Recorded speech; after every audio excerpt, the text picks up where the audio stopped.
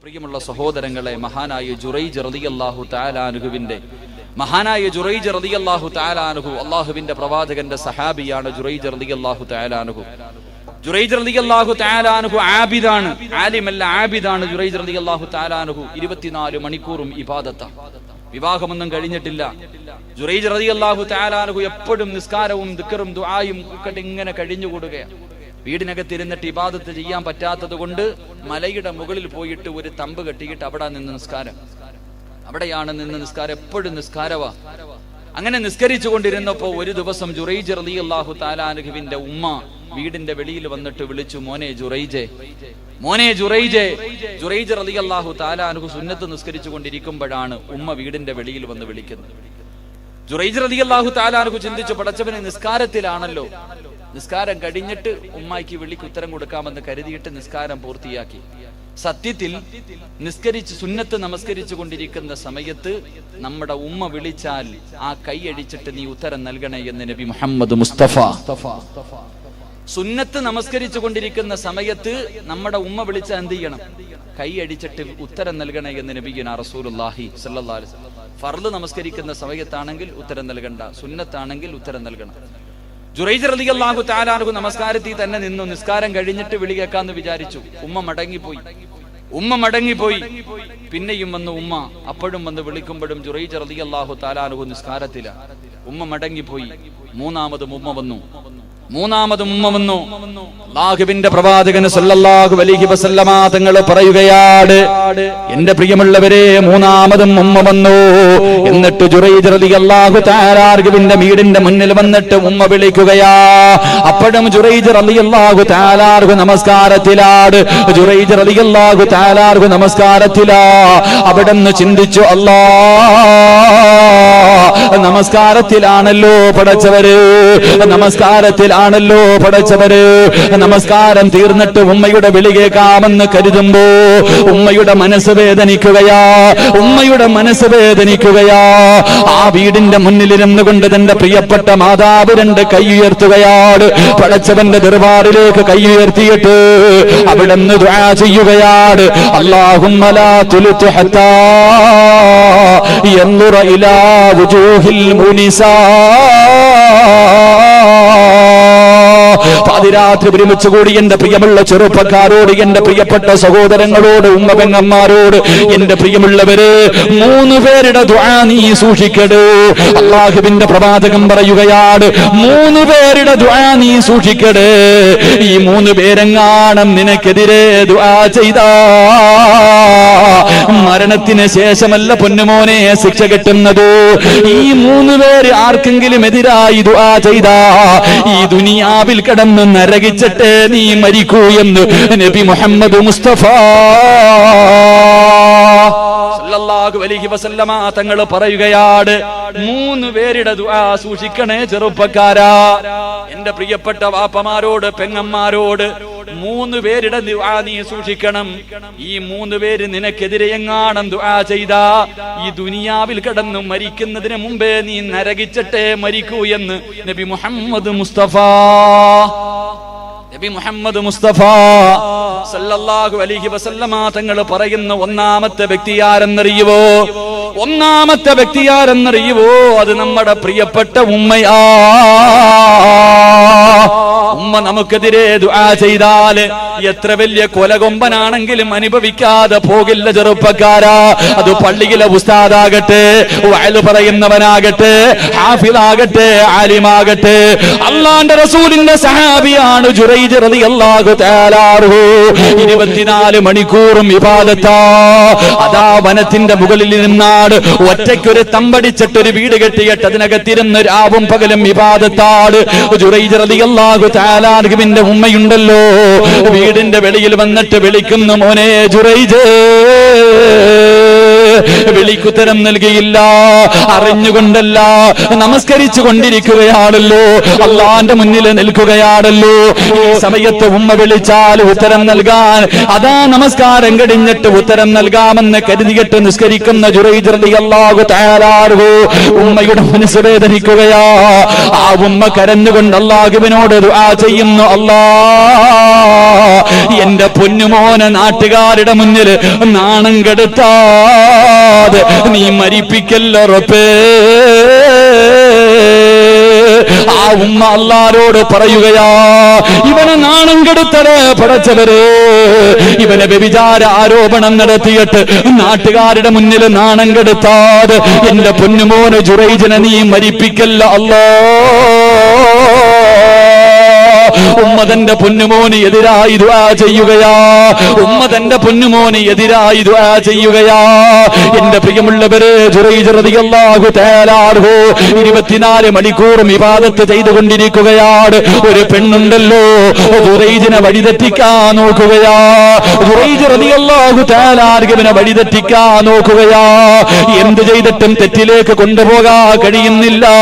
അവസാനം എന്റെ പ്രിയമുള്ളവരെ, ഒരു ദിവസം ജുറൈജ് റളിയല്ലാഹു തആല അൻഹുവിന്റെ വീടിന്റെ മുന്നില് ഒരു ചോരക്കുഞ്ഞിനെ കയ്യിൽ വെച്ചുകൊണ്ടൊരു പെണ്ണ് കടന്നു വരികയാ.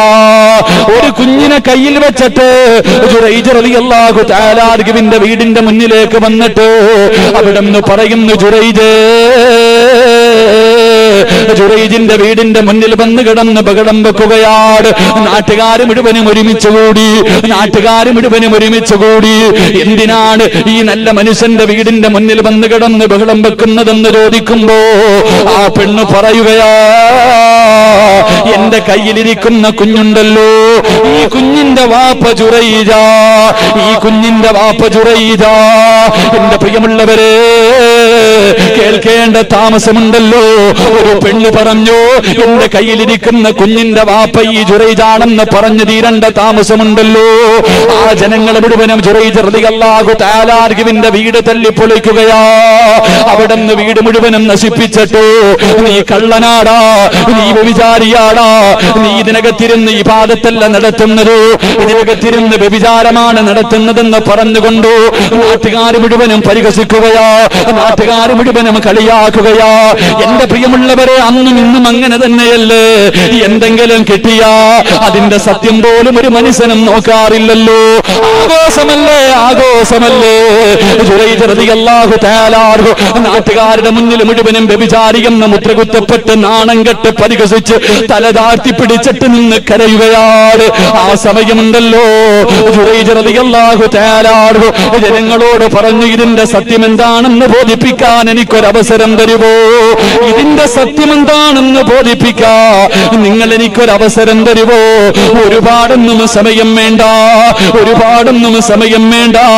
ഒരു 2 റക്അത്ത് നിസ്കരിക്കാൻ എനിക്കൊന്ന് സമയം തരുമോ?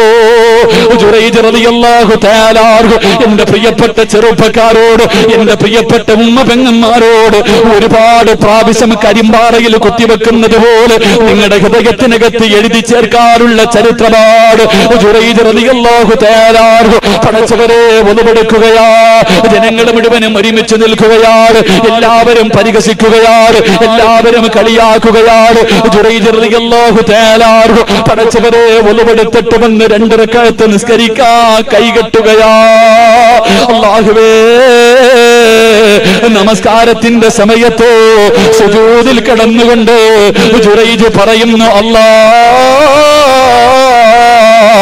എനിക്ക് നീയല്ലാതെ ആരുമില്ല അല്ലാ. നമസ്കാരമെന്ന് പറഞ്ഞ മുനാജത്താ പടച്ചവരെ, നമസ്കാരമെന്ന് പറഞ്ഞ അത് പടച്ചവനോടുള്ള മുനാജാത്താ. അള്ളാനോട് സംസാരിക്കണം. നമസ്കരിക്കുമ്പോ മനസ്സ് വേദനയെടുക്കുമ്പോ, നാട്ടുകാർ മുഴുവനും കളിയാക്കുമ്പോ, ഇല്ലാത്ത തെറ്റിന്റെ പേരിൽ നാണം കെടുത്തുമ്പോ ഒന്ന് നിസ്കരിക്ക ചെറുപ്പക്കാരാ. 2 റക്അത്ത് നിസ്കരിച്ചിട്ട് സുജൂദിൽ കിടന്നുകൊണ്ട് അല്ലാഹുവിനോടൊന്ന് സംസാരിക്കു പൊന്നുപോരോ. കൈകെട്ടികെട്ട് പറയുമല്ലോ, للذي فطر السماوات والأرض حنيفا مسلما وما كان من المشركين إن صلاتي ونسكي ومحياي ومماتي.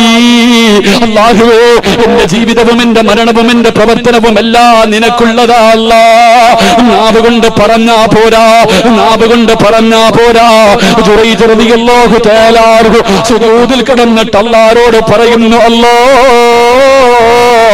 എനിക്ക് നീയല്ലാതെ ആരുമില്ല അല്ലാ, എന്നെ ഒറ്റപ്പെടുത്തല്ലേ അല്ലാ, എന്നെ കളിയാക്കല്ലേ അല്ലാ, ഇതിന്റെ സത്യം നിനക്കറിയാമല്ലോ അല്ലാ, എന്നെ സഹായിക്കണേ എന്ന് നമസ്കാരത്തിൽ സുജൂദിൽ കിടന്ന് ജുറൈജ് റളിയല്ലാഹു തആല മലിക്കുൽ ജബ്ബാറായ സർവാധിനാഥനായ സർവാധിപരനായ ഈ പ്രപഞ്ചം മുഴുവനും അടക്കി ഭരിക്കുന്ന സർവാധിനാഥനായ പടച്ചവന്റെ മുന്നിലോ സുജൂദിൽ കടന്നുകൊണ്ട് പൊട്ടിക്കരഞ്ഞു ദുആ ചെയ്യുകയാ.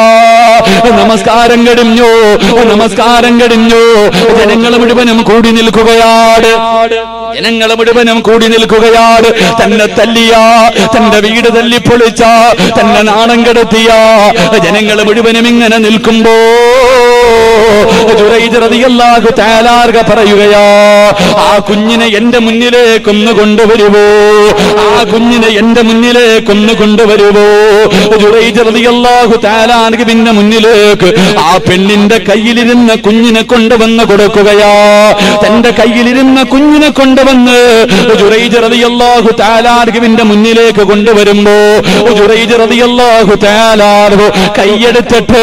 കൈയെടുത്തിട്ട് ആ പൊടിക്കുന്നിന്റെ പൊക്കിളിന്റെ മുകളിൽ കൈവച്ചിട്ട് അവിടുന്ന് ചോദിക്കുന്നു, യാ ഗുലാം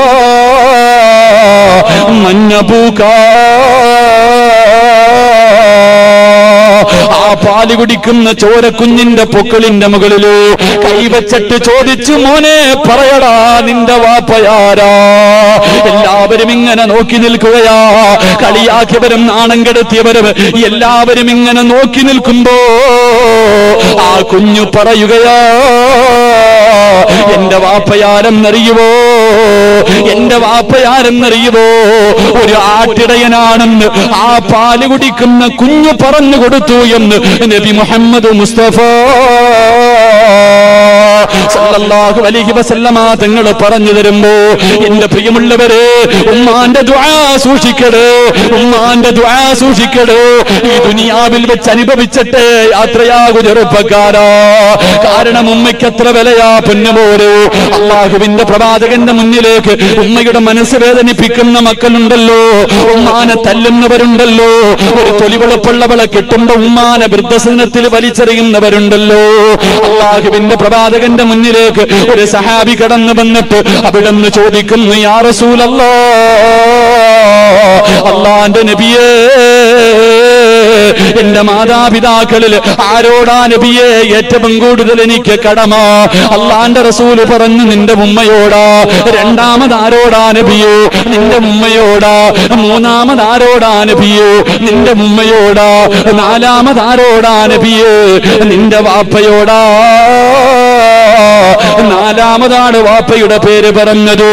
ആ സമയത്ത് ഈ സഹാബി ചോദിക്കുന്നു, യാ റസൂലല്ലാഹ്, 3 പ്രാവശ്യവും ഉമ്മയുടെ പേരാണല്ലോ പറഞ്ഞത്, അതിന്റെ കാരണം എന്തേ നബിയേ?